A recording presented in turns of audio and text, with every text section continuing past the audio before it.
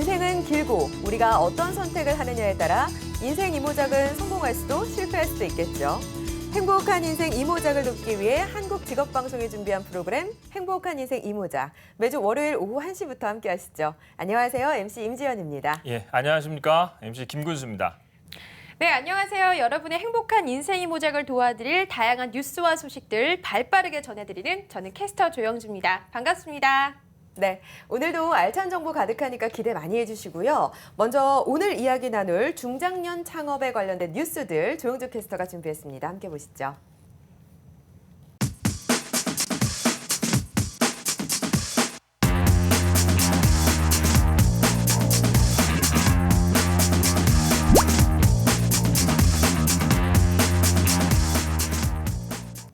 네, 조영주 캐스터가 중장년 창업에 관련된 다양한 소식들 준비했다고 합니다. 행복한 인생 이모작을 위해 꼭 필요한 정보 함께 보시죠. 네, 중장년 창업에 대한 모든 것들을 전해드립니다. 자, 오늘은 나만의 창업 아이템 선정하기에 대해서 짚어볼까 하는데요. 자, 성공적인 창업을 위한 첫 단추는 바로 아이템 선정이죠. 또 이것이 창업의 성패를 좌우하는 가장 중요한 선정이 될 텐데요. 그렇다면 나만의 창업 아이템은 어떻게 선정하고 또 어떻게 분석하는 게 좋을까요? 자, 바로 지금부터 보여드리는 세 가지의 창업 동기 중에서 한 가지 이상 충족되어야 고려 대상이 될 수 있다고 합니다. 자, 먼저 1차 고려 요건부터 보실까요? 첫 번째, 기존 제품의 아쉬움이나 부족함을 채울 수 있는 아이템인가? 두 번째, 소비자의 기본 수요가 있음에도 불구하고 현재 공급이 부족한 아이템인가? 세 번째, 현재 판매되는 기존 제품에 비해서 유리한 조건으로 경쟁이 가능한 아이템인가? 자, 이렇게 세 가지입니다. 먼저 1차 아이디어 탐색이 선행되어야 하고요. 다음으로는 아이템의 차별성, 시장성, 그리고 경쟁력을 분석해봐야 합니다. 첫 번째, 세상에 둘도 없는 차별화. 차별화의 기본은 세상에 없는 획기적인 그 무언가가 아니라 둘 이상의 대상에서 수준 등의 차이를 구별할 수 있어야 합니다. 나만의 아이템은 다른 아이템과 비교했을 때 어떤 차이점이 있고 그 차이는 긍정적인 우위에 있는 것인지 아닌지를 분석해봐야 한다는 거죠. 두 번째, 수익 구조보다 중요한 것. 이 시장성이란 아이템 판매로 이윤이 생길 가능성을 말하는데요. 판매를 통해서 실제 수익이 나는 구조라면 일단 시장성은 있다고 판단하게 됩니다. 그러나 정말 중요한 것은 단순히 수익 구조가 아니라 판매 정도라고 합니다.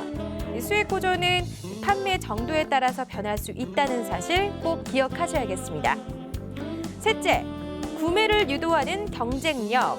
창업 아이템을 나의 입장이 아닌 소비자의 관점에서 생각해 보는 겁니다. 디자인이나 가격, 성능 등 어떤 부분이 경쟁 제품보다 우수한지, 또 그 우수함이 과연 구매를 유도할 수 있을 것인지, 그러한 부분들을 바로 경쟁력에 초점을 두고 고려해봐야겠습니다.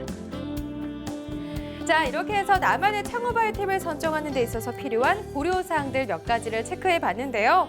한번 정한 아이템은 쉽게 바꾸거나 재도전하기 어려운 만큼 조금 더 철저하고 꼼꼼하게 준비를 해야겠습니다. 또 너무 트렌디한 아이템은 피해야 한다고 하니까요. 조금 더 장기적으로 보고 꾸려나갈 아이템으로 잘 선정해 보시기 바랍니다. 지금까지 중장년 창업 요모조모였습니다.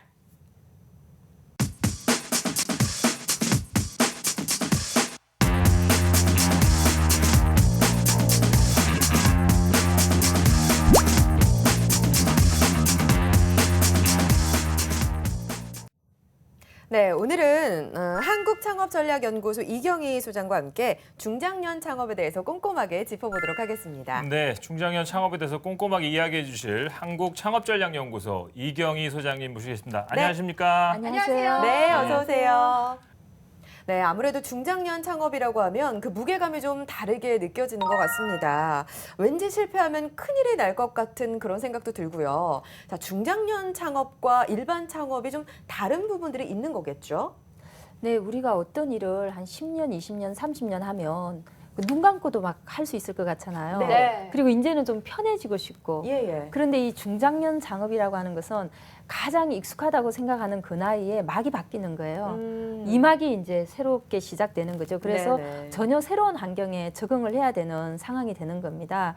그리고 이제 더 힘든 것은 이게 그 점점 나이가 들어가기 때문에 인생의 마지막 기회가 될 수도 있다라는 그런 부분도 있고요. 또 가족적으로 봤을 때는 생계비가 가장 많이 드는 시기하고 맞닥뜨릴 수도 맞아요. 있습니다. 애가 뭐 대학을 입학을 해야 된다든지 아니면 지금 고3이라든지 뭐 이런 상황들이 발생할 수가 있는 거죠. 네. 그리고 이제 건강적으로 봤을 때도 사실 요즘은 뭐 50대가 돼도 도대체 나이를 알 수 없을 정도로 젊기는 네. 한데 네네. 속이 또 그렇다고 할 수는 없는 거죠. 아. 그러다 보니까 내가 모르는 어떤 건강적인 문제가 복병처럼 숨어 있다가 좀 무리를 하거나 그랬을 때 항상 건강에 대한 위기의식을 가져야 된다라는 이런 시점에서 뭔가 새로운 일을 해야 된다는 것은 정말 새로운 것이 흥미롭고 즐거워야 되는데 네. 결코 그렇지만은 않은 굉장히 어려운 이제 상황에 봉착하게 되는 겁니다. 네, 정말 그렇죠. 그런 것 같아요. 특히나 중장년 창업에 있어서는 이 건강이 정말 고려해봐야 할 사항인 게 안 해본 일을 하다가 스트레스를 받는다거나 아니면 일하는 데 있어서 뭔가 신체적으로 좀 무리가 가는 일을 하면 못하게 되고 이런 좀 고민이 생길 것 같은데 아무래도 이 중장년 창업에 있어서는 건강을 좀 크게 고려해봐야 되지 않을까요, 교수님? 네, 맞습니다. 그러니까 그렇죠. 중장년이 돼서 창업을 준비하시는 분들은 이제 네. 건강에 대해서 미리미리 체킹을 해서 내가 네. 창업을 할 때 따른 건강상의 문제가 생기지 않도록 그렇죠. 미리미리 준비를 하시는 것도 좋을 것 같습니다. 네네. 근데 소장님 제가 궁금한 게 하나 있어요. 네. 서양에서는 사실 우리나라에서 중장년들이 고민하는 것보다 은퇴 후에 뭐 재취업이나 창업 이런 것들을 고민하는 비율이 좀 적은 것 같아요. 그 이유가 뭘까요?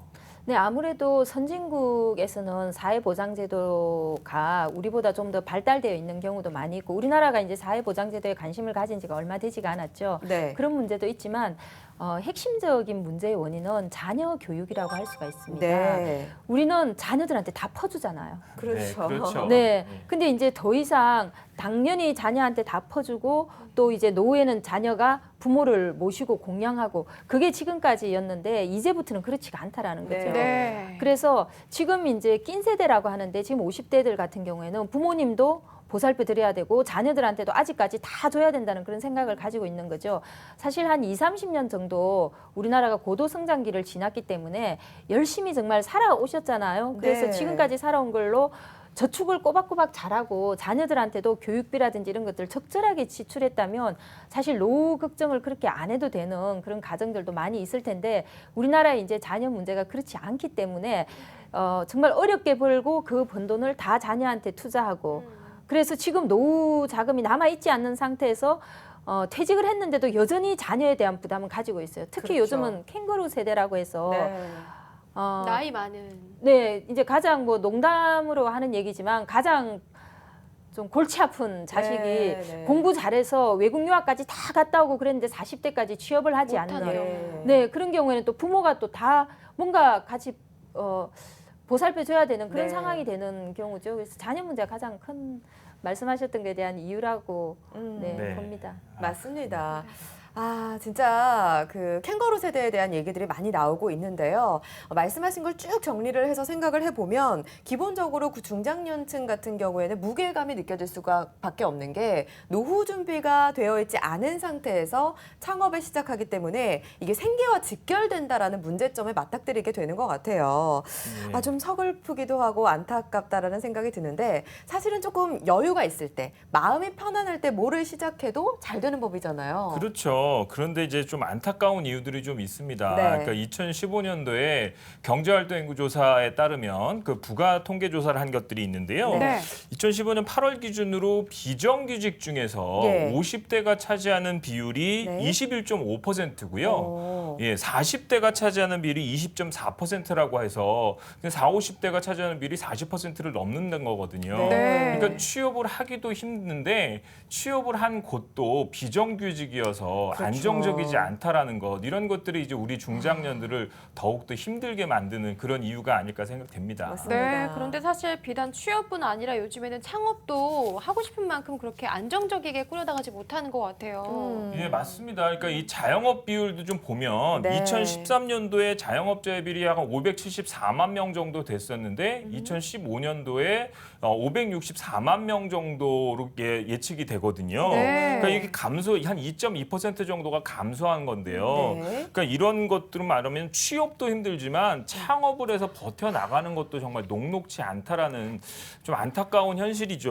맞습니다. 예, 그래서 이런 상황에서 중장년들이 이제 창업에 도전하는 게 정말 쉽지 않을 텐데 그렇죠. 우리 이경희 소장님, 네. 이 중장년들이 이제 창업을 도전하는 중장년들에게 좀 조언해 주실 말씀이 있다면 어떤 게 있을까요? 네, 전 제일 먼저 해주고 싶은 말이 있는데요. 네. 체면, 네. 욕심, 나이 세 가지를 아, 네, 잊으라고 말씀을 해드리고 싶어요. 세 가지를 버려라. 네, 체면, 욕심, 나이. 음. 예. 그러니까 체면이라고 하는 것은 다 그런 건 아니지만 많은 중장년들이 사실 이제 가장 사회적 지위로서 정점에 있을 때 네.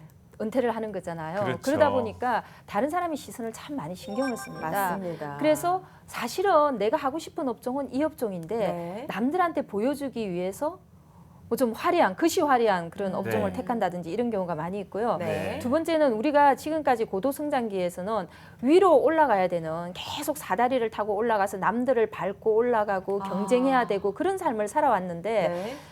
그러다 보니까 욕심도 많은 거죠. 더 많이 벌어야 되고. 그런데 사실 이제는 우리가 임금 피크제라는 얘기도 있지만 이제는 좀 삶의 가치관을 그 경쟁 지향적이고 뭔가 욕심을 내야 되고 이런 것들을 바꿔서 뭔가 어떤 삶의 가치와 보람과 또 어떤 수익적인 면을 같이 추구해야 되는데 그게 잘 안 된다라는 거죠. 맞아요. 그다음에 이제 세 번째는 나이인데요. 네. 어, 나이를 잊을 수 있을까요? 근데 이 나이 때문에 모든 게 다 망가집니다. 아. 네, 왜냐하면 항상 있는 그대로 봐야 되는데 내가 그 분야를 모르면 난 좀 초보자의 자세로 본다든지 아니면 고객을 대할 때도 내가 고객은 나한테 돈을 주는 존재이기 때문에 내가 겸손해야 된다든지 이런 태도를 가져야 되는데 이제 그게 잘 안 되고 나이를 생각하는 경우가 많이 있는 거죠. 그래서 네네. 과거를 잊고 좀 겸손하게 다시 이제 출발하려고 하는 마음가짐을 가지는 게 정말 중요하다고 할 수 있습니다. 네, 맞습니다. 제 주변에 봐도 과거에 정말 경력 짱짱하시고 잘 나가시던 분이 은퇴 후에 창업을 하시는데 네. 이 과거의 자신감에 충만하시고 또 그래서 서비스도 안 되고 눈도 높아지고 이래서 맞아요. 실패하시는 경우 종종 많이 봤습니다. 네. 이래서 창업이 어려운가 봐요. 예, 맞습니다. 그러니까 네. 이 중장년이 돼서 새로운 일에 도전한다라고 하는 것은 정말 초보자와 같은 거거든요. 네. 그래서 이런 새로운 도전을 준비하는 게 좀 어려움이 많이 있을 것 같아요. 그러니까 퇴직을 하고 난 후에 혹은 다니던 회사를 이제 그만두고 새로운 인생 이모작을 위해서 무언가 새로운 창업을 준비하시는 분들에게 네. 할 때 가장 큰 어려움들이 있다, 그럼 걸림돌이 있다, 그러면 어떤 게 있을까요? 네, 새로 맞닥뜨리는 그 현실에 대해서 너무 아는 게 없습니다. 근데 네. 우리가 한 50년 정도 살고 나면 다 알 것 같지 않습니까? 모르는 게 없을 것 같고 네. 공부도 많이 했고 사회생활 경험도 많고 그런데 막상 이제 창업이라고 하는 환경은 전혀 낯선 곳이죠. 그리고 그렇죠. 재취업을 한다고 하더라도 내가 예를 들어서 백화점에 근무하다가 딱 백화점으로 옮겨가면 내 능력을 발휘하기가 쉬운데 네. 백화점에 근무하다가 전혀 상관없는 엉뚱한 유통업체나 제조업체에 가야 될 수도 있는 거죠. 그렇죠. 그러다 보니까 너무 이제 익숙하지가 않다라는 거. 그리고 이제 두 번째 문제는 제일 꼭대기에 있다가 막상 새로운 곳에서 창업을 하게 되면 가장 낮은 곳에 가는 거거든요. 그렇죠. 창업이라고 하는 것은 내가 돈을 벌기 위해서 고객을 모시고 또 종업원도 고객이에요. 종업원이 상전입니다. 아. 네, 그래서 종업원도 모셔야 되는 그런 입장인데 아이고. 항상 위에서 네. 다른 사람을 부리던 입장이다 보니까 네. 쉽지 않죠. 그게 뭐 우리가 비난하기에 앞서서 이게 어. 몸에 체질화되어 있지 않은 네. 거죠. 익숙하지 그렇죠. 않아서 많은 그렇죠. 이제 어려움을 네. 겪는 것 같습니다. 맞습니다. 네, 맞습니다. 아, 사실은 진짜 전혀 상관없는 분야로 갈 수가 있기 때문에 초보자라는 생각을 하셔야 될 것 같고요. 네. 아, 꼭대기에서 내려가는 아픔은 정말 겪어본 사람만이 알겠죠. 자, 소장님 그러면요. 중장년층이 창업을 준비할 때 가장 먼저 준비를 해야 되는 게 있을 것 같은데 나이를 잊어라라고 말씀을 하셨잖아요. 네. 나이를 잊고 도전하는 마인드 이런 게 좀 필요하지 않을까 생각을 합니다. 저는. 네, 맞습니다. 그런 네. 것도 중요하다고 할 수 있겠고요. 또 이제 막상 뭐 창업을 한다거나 아니면 재취업을 한다고 하면 어떤 일자리가 있는지부터 바로 뛰어나가서 알아보고 싶고 또 창업을 한다고 하면 뭐 다니면서 분식집이 잘 될까 또 네. 요즘 뜨고 있는 빙수 전문점이 잘 될까 뭐 이런 생각부터 하기 쉬운데 제가 먼저 드리고 싶은 말씀은 이막이라고 했잖아요. 네. 네. 막이 바뀌는 것이기 때문에 삶에 대한 재정의가 좀 필요하다고 봅니다. 아. 남아있는 인생 동안 내 삶이 무엇인지, 나는 지금까지 어떻게 살아왔고 지금 내 삶에 소중한 것은 무엇이고 앞으로 내가 50년 또는 30년, 20년을 더 산다라고 하면 거기서 내가 어떻게 삶을 살아야 되고 아내와의 관계는, 또 가족과의 관계는, 또는 이제 친구와의 관계는, 예를 들면 이 중장년들이 가장 힘들어하는 것 중에 하나가 경조비입니다. 경조비. 아. 근데 그동안 열심히 살아오다 보니까 너무나 많은 사람들이 옆에 있긴 한데 네. 그 사람들을 또 다 챙겨야 될 것 같긴 한데 그렇죠. 지금 당장 이제 수익이 없는 거죠. 네. 우리가 지금 현재 그 경제현실에서 한 100만 원 정도의 수입을 얻기 위해서는 10억 정도의 돈을 은행에다 넣어둬야 됩니다. 아. 근데 사실 현금 10억을 넣어두고 은행에 놔두기가 쉽지 않은 이 상황에서 그럼요. 이제 내가 지금까지 벌은 돈을 꺼내서 써야 되는 시점이 된 거죠. 네. 그래서 앞으로 닥칠 수많은 문제들을 현명하게 헤쳐나가기 위해서는 삶에 대한 재정이 아. 그게 든든하게 버티고 있어야지, 철학이 버티고 있어야지만 맞습니다. 크고 작은 어려운 문제들을 헤쳐나갈 수가 있는 거죠. 네. 그리고 두 번째 꼭 부탁드리고 싶은 것은 재무 설계를 좀 받아보셨으면 좋겠어요. 아. 너무 열심히 살다 보니까 재무 설계를 안 받아보신 분들이 많이 있는데 네. 만일에 내가 이제 50이에요 또는 60이에요. 앞으로 10년 더 산다고 하면 네. 3,650일이 남아 있습니다. 아, 그렇죠. 그러네요. 내가 20년을 더 산다라고 하면 네. 또 이제 얼마가 남아 있겠어요.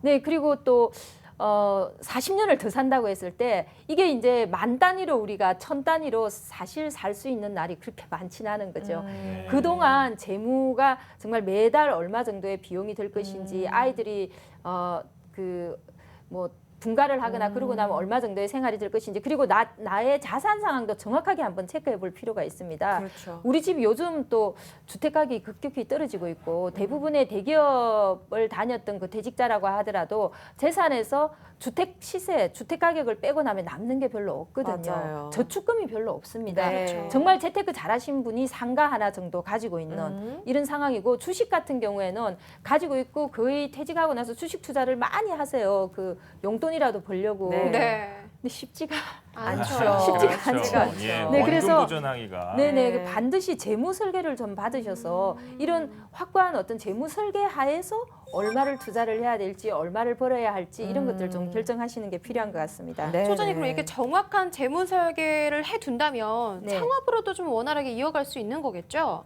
네, 그렇죠. 아무래도 아까 앞에서 말했던 어떤 삶에 대한 재정의는 가치관이나 철학을 명확하게 해주기 때문에 네. 앞으로 닥칠 많은 어려움들에 대해서 내가 잘 버틸 수 있는 힘을 주는 그럼요. 거고요. 재무 설계를 하다 보면 이 창업, 앞으로 새 출발, 창업 이런 것들이 전부 다 모호한데 재무 설계를 명확하게 하게 되면 모호한 것을 구체화해주는 그런 효과가 있습니다. 네. 맞아요. 재무 설계를 하면 조금 더 현실적으로 생각을 할 수 있게 되는 것 같아요. 그렇죠. 예. 근데 또 이런 문제가 좀 있어요. 그러니까 저도 이제 100세 시대를 준비하기 위해서 네. 뭐 직장생활 이제 뭐 학교 생활을 그만두고 나서 뭔가를 새로 시작하려면 나이가 너무 많을 것 같다라는 생각이 있어서 네. 뭐 이제 학교에서 그만두라고 하기 전에 좀 내가 먼저 좀 자발적으로 스스로 창업을 준비해 볼까 이런 생각을 해보긴 하는데 네, 네. 그럴 때마다 걸리는 게 예. 내가 창업을 한다고 하면 우리 집사람이 네. 그렇게 하라고 할까?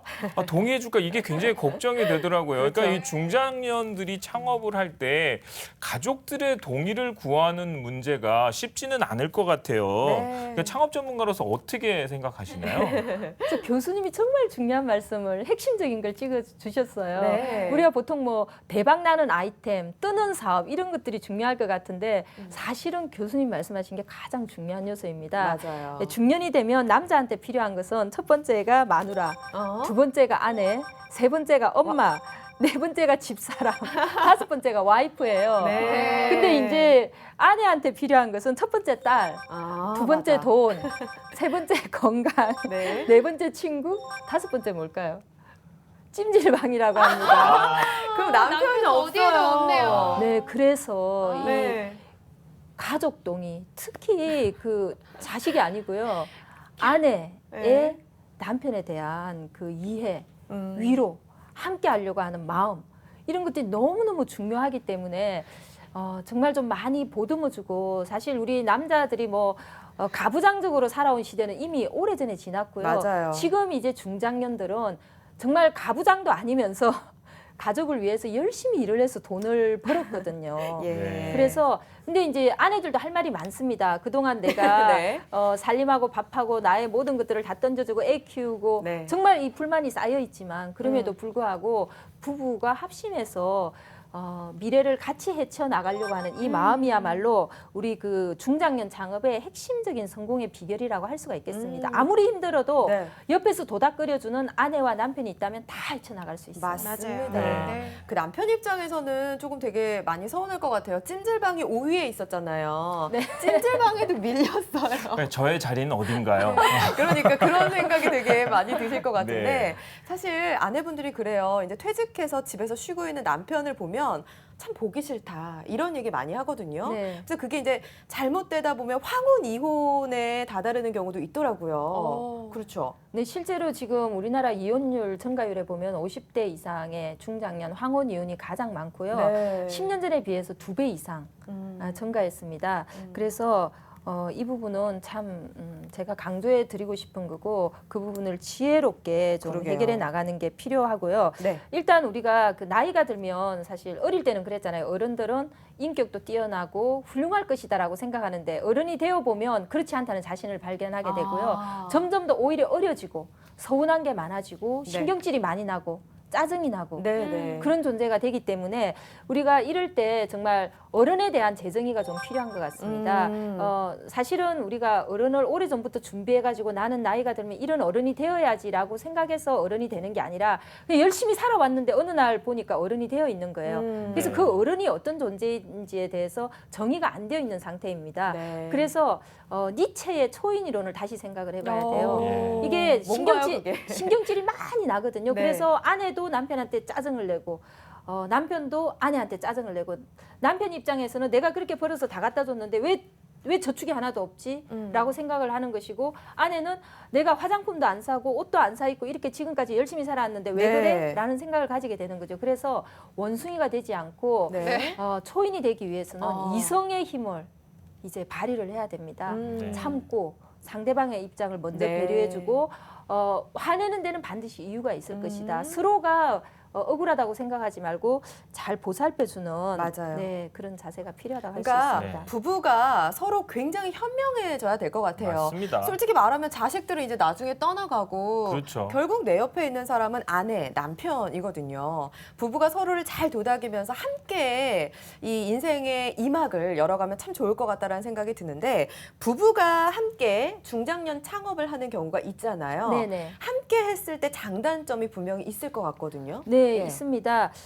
장점은 아무래도 운명 공동체이자 경제 공동체이죠. 네. 네. 내가 다른 사람을 쓰게 되면 좀 매출이 안 오르거나 문제가 있어도 다 돈을 줘야 되고 월급을 줘야 되지만 네네. 운명 공동체일 뿐만 아니라 경제 공동체이기 때문에 힘들 때 같이 참고 버틸 수 있다는 게 장점이라고 할 수 있겠고요. 그렇죠. 두 번째는 우리가 어떤 사업을 하든지 간에 이 가사와 육아 문제는 아직까지 해결이 안 됩니다. 아무리 아이들이 커도 지금 내가 창업을 했지만 고3일 수도 있고 네. 여러 가지 이제 문제가 있는데 아무래도 그 이런 가정 문제를 같이 해결할 수 있고 의논할 수 있다는 게 장점이라고 할 수가 있습니다. 네. 또 어쨌든 서로 잘 알잖아요. 그럼요. 네, 어쨌든 서로 잘 알기 때문에 이해 폭이 넓다고 할 수 있죠. 근데 단점은 뭐냐면 너무 잘 알아서 문제예요. 예. 이게 이제 뭔가 같이 하게 되면 네. 공과 사가 분명히 구분이 돼야 되는데 가정에서 부부 싸움 하듯이 일터에서도 그렇게 할 수가 있는 거죠. 맞아요. 그렇게 되겠죠. 그리고 합리적이고 어떤 규칙을 지키고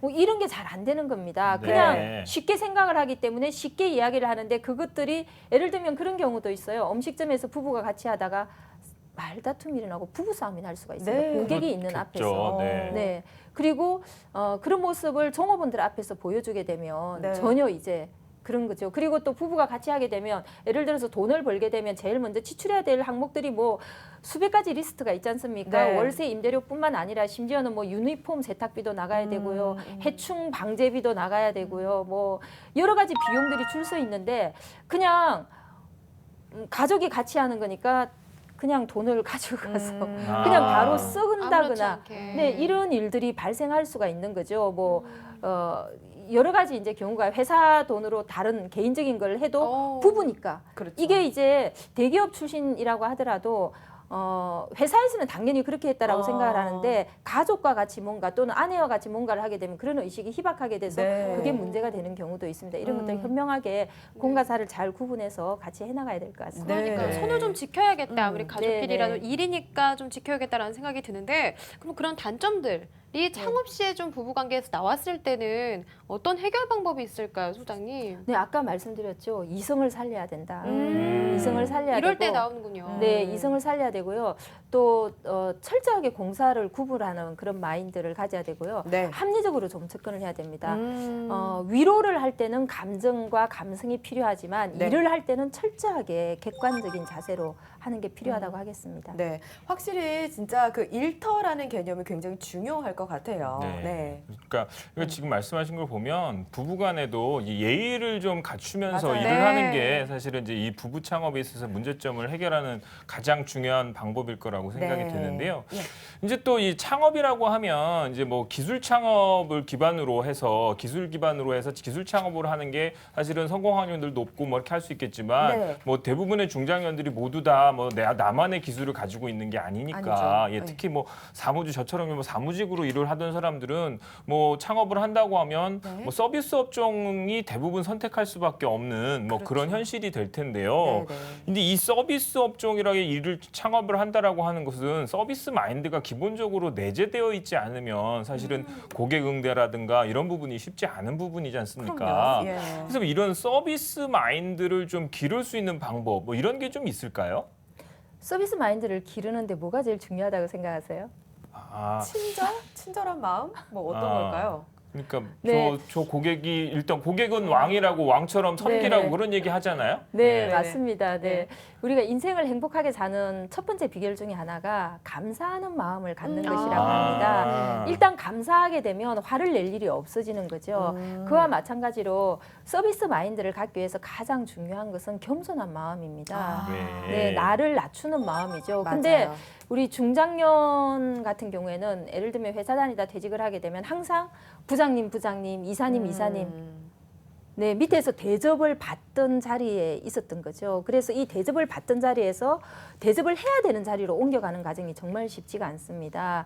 그래서 이런 경우에 필요한 게 바로 겸손한 마음이라고 할 수 있고 또 네. 감사하는 마음이라고 할 수가 있는데 부부가 싸움을 많이 할 때 부부 싸움을 막기 위해서 필요한 것 중에 하나가 서로 좋은 대우를 쓰는 거예요. 아. 음. 네, 아. 마찬가지로 중장년이 되어서 사업을 하시게 되면 사실은 나한테 내가 같이 데리고 일을 해야 되는 사람도 나이가 어린 사람들이고요. 내가 만나야 되는 사람도 어린 사람들이 더 많을 수가 있습니다. 네. 젊은 층들이 주요 소비층이기 때문에 그렇죠. 그래서 항상 존대어를 쓰는 그런 습관을 좀 들이는 게 필요할 것 같고요.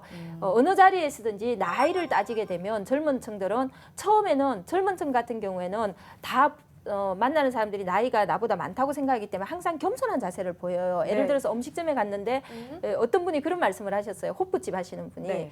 젊은 층한테 그 무료 안주, 팝콘 같은 무료 안주를 주게 되면 고맙다고 말하고 겸손하다고 말을 한답니다. 아, 네. 근데 연세가 드신 분들한테 갖다 주면 전혀 그런 게 없대요. 아. 그래서 본인도 당연시하시는 거죠. 네, 당연하게 생각하는 거죠. 네. 그래서 본인도 나이가 60이지만 네. 정말 연세가 드신 고객을 받기가 싫다. 아. 만나는데. 그리고 뭐 젊은 층들은 먹을 때도 깨끗하게 먹는답니다. 네. 그리고 먹고 나서 나갈 때도 치워주고 나간대요. 아. 근데 연세가 드시면 뭐 네. 휴지도 많이 쓰고 당연히 막 어질러고 나가는 거를 아. 당연하게 생각한다라고 어머, 하는데 네. 바로 그런 자세들. 내가 젊은 층처럼 예를 들면 앉을 때도 우리나라 사람들 많이 앉는 게 이렇게 앉죠. 이렇게. 연세가 예, 되면. 예, 그렇죠. 근데 그게 아니라 이렇게.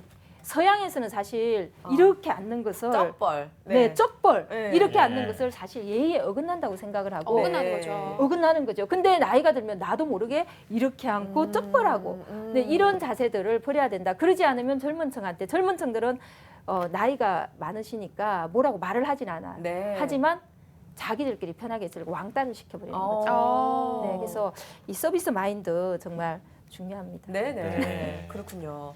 아, 진짜 겸손한 자세가 나이가 들수록 더 필요하지 않나라는 생각이 듭니다. 자, 성공과 실패가 분명히 차이가 납니다. 분명히 이유가 있을 거고요. 그렇죠. 소장님이 컨설팅을 많이 해주셨잖아요. 네네네. 중장년 창업을 이제 컨설팅을 해주셨을 때 네. 성공을 하신 분들과 또 실패를 하신 분들에 대한 얘기를 좀 해주세요. 뭐가 달랐는지. 예. 네, 어떤 분이 이제 금융기관 다니다 퇴직을 하셨어요. 네네. 근데 이분한테 천우신조로 아내가 먼저 사업을 하고 있었어요. 아. 근데 아내가 조그만 치킨집을 하고 있었기 때문에 네. 무시한 거죠. 아. 뭐 저까지 거. 어. 네, 그렇게 생각하고 본인은 이제 폼나는 사업을 하기 위해서 퇴직을 하고 나서 주유소를 네네네. 도전했다가 실패했어요. 예. 아. 그래서 본인 말에 따르면 네네. 아내 밑으로 기어 들어갔다 뭐 이런 표현을 했는데 예. 지금 너무 잘하세요. 어. 예. 너무 두 분이서 잘하시고 심지어는 이제 아들까지도 지금 어. 그 사업을 하나 더 확장을 해서 어. 운영하고 있는 그런 사례가 있습니다. 네네. 그래서 나이가 들면 뭐 우리 김재동 씨가 그런 얘기 여자 말을 들어야 되는 이유 뭐 이런 거 강의하신 적이 있던데 정답이죠. 네, 예. 아내 말을 좀 듣고 네. 아내하고 같이 아내가 주도적으로 해도 괜찮아요. 왜냐하면 남자들은 여자에 비해서 좀 고객 서비스나 이런 것들이 별로 잘하지를 못하는데 네. 여자들은 네. 참 그런 거 잘하잖아요. 그래서 좀 아내 주도적으로 뭔가를 해도 성공할 수 있다 이런 말씀 드리고 싶고요. 네. 그리고 이제 이건 좀 다른 사례인데 어떤 분이 강의를 이제 본인은 연수원에 계시고 그래서 처음에는 강의를 안 해봤어요. 네. 근데 네. 본인이 연수원에 근무를 했기 때문에 음. 강의를 잘할 수 있겠다고 생각을 해서 일단은 아무도 오라는 곳은 없지만 내가 도전을 던진 거예요. 그래서 사실은 이제 제가 소개를 해드려가지고 10만 원짜리 강의부터. 네. 근데 아. 사실은 이제 본인이 연수원에도 있고 그랬기 때문에 음. 뭐 10만 원, 5만 원 이런 강의는 어떻게 보면 강사료 1시간 강사료를 굉장히 적다고 생각할 수도 있는데 이분은 어떻게 시작하셨냐면 강사를 안 두셔도 좋습니다. 네. 제가 일단 강의를 한번 하게 해주면 경력을 쌓는 게 중요하다라고 생각을 합니다라고 생각을 해서 뭐 처음에는 4만 원, 5만 원짜리, 10만 원짜리, 20만 원짜리 시작하셨는데 지금 이분의 연봉이 5억에서 7억 정도. 아. 네, 그 사이에 책도 쓰시고요. 와. 네. 탑 강사가 되신 거죠. 다르네요. 무슨 말이냐면은 내가 처음부터 대접받겠다라는 생각을 네. 버리고 새로운 부분에서 커리어를 쌓아 나가겠다. 그걸 위해서 나는 어차피 퇴직하고 나서 재취업을 하거나 장업을 하지 않으면 그 시간은 죽이는 시간인데 그렇죠. 그 시간에 폼을 잡고 또는 또 높은 아. 대가를 요구하다 보니까 갈 데가 아무것도 없는 거예요. 맞아요. 저 같은 경우에도 중소기업에 이제 취업을 많이 시켜드리는데 네. 취업을 이제 연결을 하면 가장 어려운 게 가성비입니다. 음. 회사에서는 적응하기가 아무리 좋은 경력을 가지고 있어도 재취업을 하게 되면 1년 이상 정말 능력을 발휘하기가 힘든데 너무 높은 조건을 요구하다 보니까 네. 그만큼의 어떤 효율을 못 내게 되면 금방 나와야 되고 그렇죠. 또 막상 오라고 하는 것도 별로 없는데 처음에는 맞습니다. 내가 중소기업 내가 근무하지 않았기 때문에 배우는 자세를 한번 일단 배워보겠습니다. 네. 라든지 이런 자세를 가지게 되면 훨씬 성공하기가 높아지는 거죠. 맞아요. 네, 확실히 맞습니다. 다르다라는 생각이 들어요. 성공한 사람들의 얘기를 들어보니까 이렇게 준비를 하면 어떻게 성공을 안 할 수가 있을까 그런 생각도 반대로 맞습니다. 하게 되네요. 예. 네, 그런가 하면 실패한 사례도 있다고 하던데요. 네, 실패한 사례들 있습니다. 이게 그 네. 남자든 여자든 초등학교 동창회가 참 문제인데요. 아. 네, 남자들은 일단 네네. 중장년이 되면 무조건 동창회 쫓아다니게 되어 있습니다. 가장 이제 인기 있는 동창회가 초등학교 동창회가 아니고 고교 동창회이죠. 네. 근데 너무 이제 익숙한 사람들만 찾게 되고 또 이제 그 동창회 가게 되면 그동안 오랫동안 안 보던 사람을 만나게 되죠. 그러다 보니까 의지할 때가 아내가 붙잡아주지 않으면 결국 친구밖에 없습니다. 그렇죠. 뭐 자녀분들하고도 이렇게 남자분들은 대화를 많이 안 하잖아요. 결국 내가 마음을 기댈 수 있는 곳이 필요한데 그 기댈 수 있는 곳이 친구고 친구가 모이는 곳이 동창회다 보니까 네. 잘 아는 동창도 있지만 낯선 동창도 있고 그러다 보면 투자를 해라. 이 정말 괜찮다. 네. 이런 경우에 사실은 그냥 합리적이고 이성적 물론 그렇게 한다고 해서 다 실패한다는 건 아니지만 네. 합리적이고 이성적인 니체의 초인 이론 또 나옵니다. 네. 네, 이거를 합리적이고 객관적이고 뭔가를 네. 따져보고 해야 되는데 그냥 막연히 믿는 거죠. 친구니까. 네. 그리고 친구가 한다고 하면 너도 나도 조금씩. 근데 이렇게 몇 번 투자하다 보면 퇴직 자금이 다 없어질 수도 있는 거예요. 네. 그래서 이런 것들 참 주의해야 되고요. 그리고 아까 제일 앞에 말씀드렸던 이제 체면 그런 경우가 참 많이 있습니다. 보여주기 위한 걸 하다 보니까 맞아요. 정말 뭐 화려한 입지에 내가 돈이 좀 그래도 퇴직 자금이 좀 있다 보니까 화려한 입지에 뭐 월세가 좀 들어가든지 어쩌든지 해가지고 이렇게 이제 투자를 하는 그런 경우가 있고요. 또 한 네. 가지 이제 주의해야 될 것은 인맥. 인맥이 참 잘 활용하면 중장년층들이 성공하는 데 큰 도움이 되기도 하지만 네. 인맥만 믿고 했다가 실패하는 경우도 있습니다. 맞아요. 어떤 분이 이제 그 사무실형 창업을 하셨어요. 광고 대행사를 차리셨습니다. 이분은 정말 내가 거래처도 많이 알고 사람도 많이 알고 있기 때문에 자신감이 있었던 거죠. 그래서 10억을 투자를 했어요. 네. 그래서 정말 화려한 빌딩에 화려한 곳에 사업장을 얻고 그게 월세가 한 2천만 원 정도 나오는 곳에 사업장을 얻었습니다. 그리고 직원들도 유능한 직원들을 막 스카웃을 해서 네. 그 유능한 직원들한테 정말 비싼 고임금을 주면서 하다 보니까 뭐 한 달에 들어가는 비용이 거의 한 1억 정도. 근데 사실 처음에는 인맥이 있고 미리 약속을 받아놓은 어떤 그런 거래선도 있었기 때문에 처음에는 잘 했는데 네. 막상 해보니까 인맥으로 접근할 수 있는 거래선이라고 하는 게 정말 한계가 있었던 거죠. 네. 그리고 두 번째로는 내가 비싼 임금비를 주고 유능한 인재를 많이 뽑았다고 생각을 했는데 이 조직이 내 맘대로 통솔이 잘 안 되는 거예요. 내가 대기업에 있을 때 내 말 한마디면 오랫동안 같이 근무하고 내 말 한마디면 움직이던 직원하고 다르게 그렇죠. 이 직원들이 뭐 조금만 마음에 안 들면 튕겨져 나갈 수도 네. 있는 상황이고 그러다 보니까 내가 아는 사람을 거래선으로 데리고 왔는데 그 거래선을 만족시키기 위한 충분한 서비스가 안 되어 있는 거죠.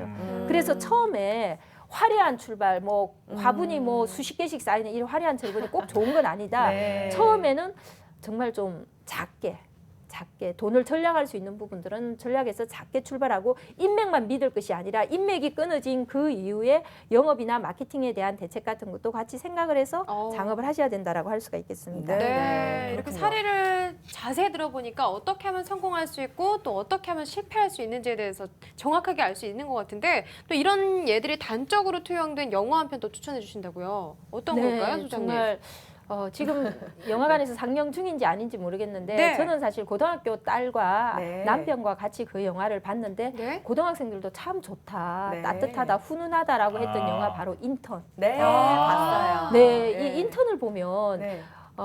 중장년층들이 새로운 창업을 하든 또 재취업을 하든 어떤 자세로 해야 된다는 것에 모든 것이 다 나옵니다. 맞아요, 네. 맞아요. 그 주인공이 사실은 로버트 드니로. 네. 네, 주인공이 너무 멋있죠? 예. 네, 사실은 그 기업의 뭐 부사장직위까지 갔던 사람인데 네. 그 젊은 그죠 여사장을 보필하는 그 자세 그리고 본인의 경력을 뽑아내서 정말 하는 자세 그리고 좀 운전기사도 마다하지 않는 그 낮은 곳에 임해서 이제 그 내가 대접받으려고 하는 게 아니라 나의 본분에 충실하려고 하는 그런 모습이야말로 우리 중장년 창업자들이 가져야 될 가장 핵심적인 자세가 아닌가라는 생각이 드니까 이번 주에 그 영화 못 보셨으면 바로 아내 손잡고 보러 가시든지 아니면 유료 다운받으셔서 꼭 보시기를 저는 네. 정말 강력하게 추천드립니다. 네. 네. 참 재밌습니다. 그 영화 보고 나면은 굉장히 훈훈해지는 그런 느낌이 들거든요. 네. 사실은 그 임원 출신의 그 분이 그런 노력을 하는 것도 참 놀라웠고 나중에는 그런 경험이나 연륜들도 잘 활용이 되더라고요. 그런 포인트가 있습니다. 자, 성공하는 창업을 하기 위해서는 인맥을 조심해야 될 것 같고요. 동창회 가는 것도 조금은 잘 네. 고려를 해야 될 것 같은데요. 제가 생각할 때 참 중요하다고 생각하는 거는 트렌드를 파악하는 능력도 필요하지 않을까라는 네. 생각이 그렇죠. 들어요. 네. 근데 사실 중장년층이 되면 젊은 층에 비해서는 감각이 떨어질 수 있다라는 생각도 하게 되거든요. 네. 자, 성공적인 창업을 하기 위해서는 어떤 노력이 좀 필요할까요? 네, 지금 이제 트렌드를 잘 읽으라 이런 말씀인 것 같은데요. 네네. 저희 이제 두 가지 방법을 권하고 싶습니다. 첫 번째는 항상 아내하고 같이 해라. 아. 네, 아내들은 소비의 달인이에요. 소비의 네. 달인. 이게 깎고 뭐가 좋은지 보고 네. 그죠? 이 골라내는 이 안목을 몇십 년 동안 그렇죠. 쌓은 존재잖아요. 네. 그래서 소비자 입장의 그 감각을 정말 잘 가지고 있습니다. 아. 가장 훌륭한 창업자가 되는 가장 좋은 방법은 아주 깐깐한 소비자 경험을 갖는 것이거든요. 네. 내가 소비를 선택할 때 고객의 마음이 무엇인지 아는 것이 창업에서 성공하는 첫 번째 비결이기 때문에 네. 우리가 이제 그냥 익숙한 곳만 가지 말고 외식을 하더라도 벤치마킹. 벤치 내가 관심 있는 분야. 산책을 하더라도 벤치마킹 할 수 있는 곳으로 아내 손잡고 같이 아내한테 계속 물어보세요. 저거 어때? 저거 어때? 그리고 쇼핑도 요즘은 그 전화 한 통만 하면 다 배달을 해주긴 하지만 그럼에도 불구하고 대형마트를 가라. 가서 이 쇼핑센터를 이 식품 코너부터 다 돌면서 아내가 어떤 기준으로 하는지 이런 것들을 좀 봤으면 좋겠고요. 네. 두 번째, 우리 중장년의 가장 든든한 첫 번째 후원군이 아내라고 하면 두 번째 후원군은 네.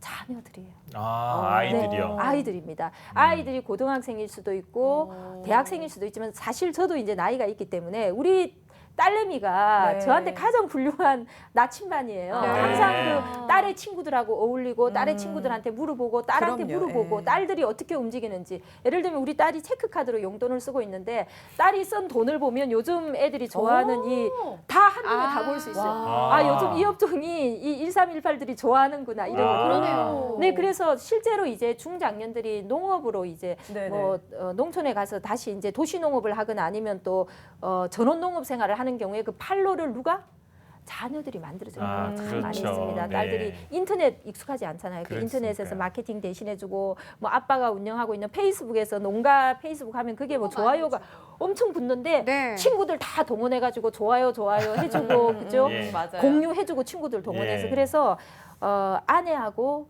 자녀를 잘 활용하면 트렌드에 절대 뒤지지 않는다. 그리고 이제 세 번째는 새로운 것에 도전을 주지 마라. 네. 뭐 항상 가서 뭐 미아리라든지 뭐 너후나 나후나 노래 이런 거 네. 해티기 노래 하지 마시고 네. 네, 새로운 것을. 그래서 가요도 네. 신곡 나오는 가요 프로그램 꼭 보셔야 돼요. 네, 요즘 TV도 그것도 전략적으로 봐야 됩니다. 뜨는 프로그램을 보면 트렌드를 알 수가 있기 때문에 익숙한 것과의 결별을 계속 시도하셔야 돼요. 예. 새로운 것을 계속 받아들이고 외식도 새로운 곳, 안 가던 길로 다니시고 뭐 이런 노력을 하신다면 트렌드에 익숙해지시지 않을까. 그러니까 사실은 그렇게 어렵진 않아요. 조금만 노력을 하면 되는 거고 네. 그렇죠. 가족이라는 든든한 지원군을 활용을 하고 뭐 TV도 보고 영화도 보고 이렇게 하면 될 것 같습니다. 네. 자, 이제 마인드나 어떤 노력적인 부분에 대해서 얘기를 했다면 잘 되는 창업 아이템을 좀 선정하는 얘기를 해봐야 될 것 같은데 추천하고 싶은 중장년층을 대상으로 그런 업종 같은 것도 있나요? 네, 요즘 첫 번째가 이제 지식 서비스 업종인데요. 네. 그 정부에서 소상공인이라든지 또는 사회적 기업, 마을 기업, 협동조합 이런 것들을 그 육성하기 위해서 컨설팅 프로그램 같은 것들을 많이 운영하고 있는데 네. 이분들이 경영 마인드가 없는 분들이 참 많으세요. 아. 그래서 우리 만일에 이제 기업체에 근무하다 나오신 분이라면 본인이 했던 그 기업의 경험을 갈고 잘 닦으면 컨설턴트로 활동할 수 있는 그런 기회들이 참 많이 있습니다. 네. 그래서 네. 20-30년 동안 해왔던 일들 중에서 내가 잘할 수 있는 일이 무엇인지를 좀 곰곰이 생각을 하셔서 또 이제 뭐 예를 들면 ISO 인정 전문가라든지 또는 사회적 기업 뭐 그런 전문가라든지 이런 뭐 전문가 어떤 교육 프로그램을 이수하고 나면 그 교육 프로그램에다가 네. 본인이 지금까지 했던 경험을 얹어가지고 전문가로 활동할 수 있는 기회가 많이 있기 때문에 네. 그런 이제 지식 전문가 서비스 업종에 좀 관심을 가지셨으면 좋겠고요. 네. 두 번째로는 초기 투자비가 좀 적게 드는 그런 서비스 업종 같은 것들이 있습니다. 네. 예를 들면 클리닝이라든지 용역을 기반으로 한 그런 사업들이 있는데 사실 남 보기에는 좀 그렇게 보일지 모르겠지만 그런 분야에서 지식과 기술이 결합되어 있는 업종에서는 또 그만큼의 어떤 그 비용이 상대적으로 적게 드는 거죠. 예를 들면 네. 앞으로 미래에 가장 이제 그 인기 있을 업종 중에 하나가 도시농업이라든지 또는 그 DIY 셀프 인테리어. 네. 왜냐하면 점점 더 가정에서 머무는 그 시간이 높아지기 때문에 이 집안에서 할 수 있는 어떤 것들을 대상으로 하는 서비스 업종이 굉장히 인기가 있는데 그 중에 하나가 이제 셀프 인테리어인데 네. 인테리어를 직접 하면 참 힘든데 페인팅 같은 것들을 하는 것은 굉장히 쉽잖아요. 네. 그래서 예를 들면 페인터와 관련된 이런 또 전문적인 어떤 업종 같은 것들도 나와 있습니다. 그래서 기왕이면 업종을 선택할 때 뭔가 나의 그 기술을 발휘할 수 있는 이런 업종들 참 많이 했으면 좋겠는데 그래서 제가 뭐 또 한 가지 얘기를 해드리면 네네. 미리미리 좀 취미 활동을 많이 했으면 좋겠어요. 아. 정말 중요합니다. 내가 취미로 활동하던 부분을 전문성을 계속 쌓게 되면 거기서 돈벌이 할 수 있는 그런 일들이 나올 수가 있어요. 네. 예를 들면 중장년들이 사진을 취미로 하다가 네. 근데 사진을 이게 돈이 굉장히 비쌉니다. 사진을 제대로 찍으려면 프로필 사진 같은 거 찍어 보시면 네, 정말 비싸요. 돈이 비싼데 이 네. 중소기업이라든지 소상공이라든지 자영업자들이 그렇게 비싼 돈을 주고 사진을 찍을 수 있는 형편이 안 되다 보니까 친구한테 아름아름 좀 사진을 좀 제대로 찍는다고 하는 친구들한테 부탁을 하다 보면 친구한테 나중에는 이제 부탁하다가 돈을 주고 부탁하게 되는 그런 경우도 있어요. 예. 그래서 뭔가 취미와 관련된